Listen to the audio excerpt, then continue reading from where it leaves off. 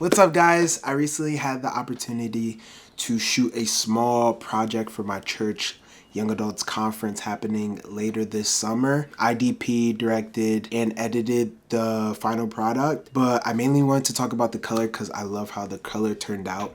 With such a simple setup, we used the Sony FX3, Simera-C lenses, and yeah, I have 3 clips that I want to show how I graded and break down my technique to getting the best look with the Sony FX3, and all the tips and tricks that I may have for you to get better results with color grading. First clip I have here is of my buddy Sebastian. Shout out Sebastian. He did great. He did amazing, actually. We had a abstract backdrop that I just got from Amazon that was around the navy blue tone. Super simple, super affordable.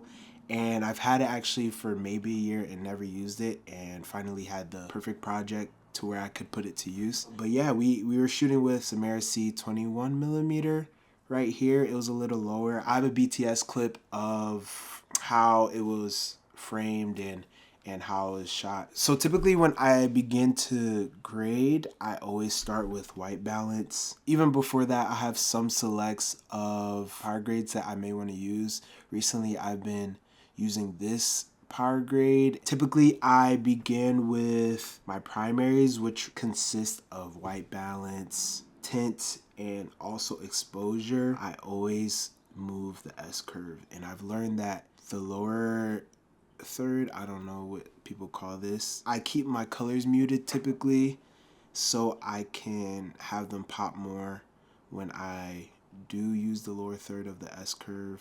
And this point I usually use for highlights and just adjust it to whatever makes sense. Saturation always varies depending on the project or where I'm shooting. A lot of the times the hues for my projects typically stay the same. Sometimes I may change it depending on the greens. Skin usually stays the same and my blues usually stay the same, but sometimes I like to mess with the tone of maybe grass or anything else that may be green in the shot. But my saturation always changes. Vignette is something that I always use as well. Super simple. I have a mask here. Let me actually restart this and just show you my whole process to using vignette. I go here, then I toggle this on, stretch it as far as your aspect ratio goes.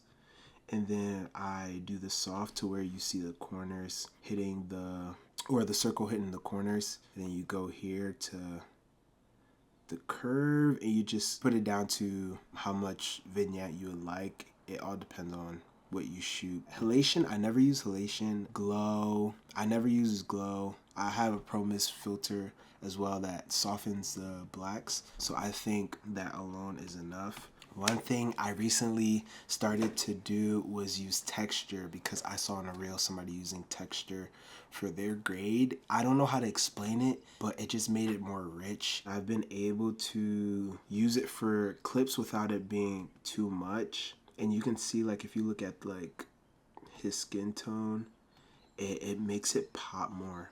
A lot of the times I will incorporate grain to my clips, but if I really like a clip or if a clip is really clean and shot well, sometimes I won't use grain. But texture is like my secret sauce right now. For LUT, I have this film look. I go with Rec 709 Kodak 2383 D60.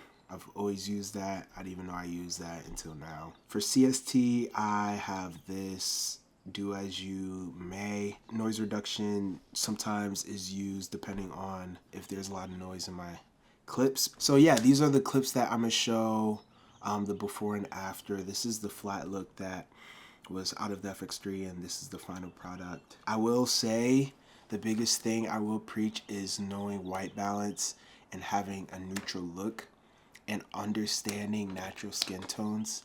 After you master that, you're able to just experiment and try to find your own style. But yeah, that's the one thing that I would nitpick at is understanding white balance and what looks neutral. And a lot of the times I will go off of a white tee they're wearing or anything relatively white. Like it could be as simple as like somebody's eye. Just find the white balance and what's the neutral tone.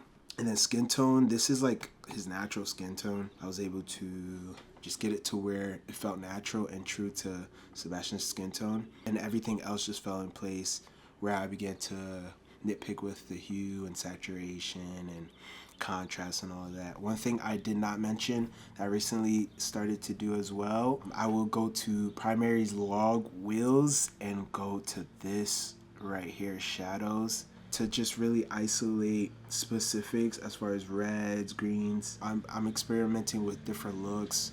I've always gravitated to a film look, so honestly just trying stuff, and even like this could be its own tone in a sense that still looks nice and gives a certain feel.